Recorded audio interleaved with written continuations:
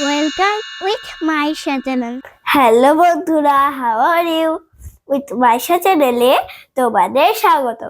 বন্ধুরা, আজকে আমরা প্রাথমিক গণিত চতুর্থ শ্রেণী 32 পৃষ্ঠার সমাধান করব। এটা অধ্যায় 2 এর। বন্ধুরা, তোমরা 32 পৃষ্ঠার উপরের লাইনটু লক্ষ্য করো। এখানে এক দিয়ে লেখা আছে রাস্তার দুই ধারে 1 লক্ষটি চারা গাছ লাগানো হলো।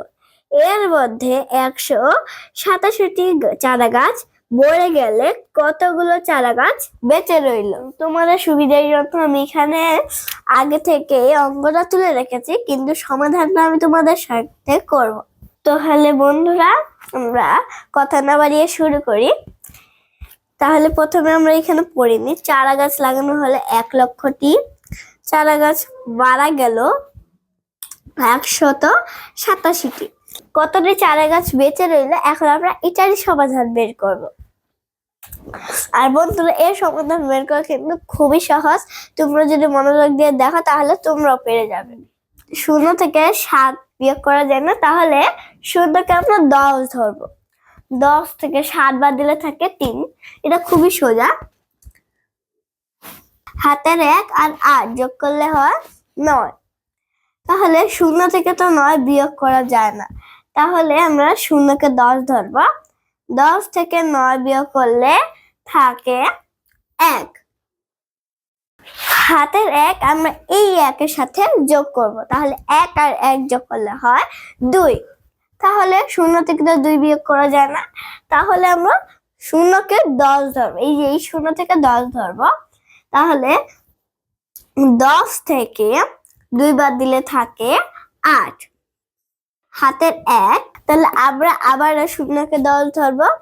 10 থেকে 1 বাদ দিলে থাকে 9, তাহলে আমরা এখানে লিখবো 9। হাতের 1, 0 থেকে 1 কে বিয়োগ করা যায় না, তাহলে 10 থেকে 1 বিয়োগ করলে থাকে 9। হাতের 1 আর এই 1 বিয়োগ করলে হয় 0। যেহেতু 0 এর কোনো মান হয় না, এই জন্য সেখানে 0 বসাবো না। তাহলে আমাদের উত্তর আসলো 99,813টি চারা গাছ বেঁচে রইল। তাহলে আমরা এখানে উত্তরে লিখবো বা চারা গাছ রইল। তোমরা চাইলে 800 দিতে পারো, কিন্তু রইল তো দিলে বেশি বেটার হয়, কারণ বিয়োগের ক্ষেত্রে রইলই ব্যবহৃত হয়।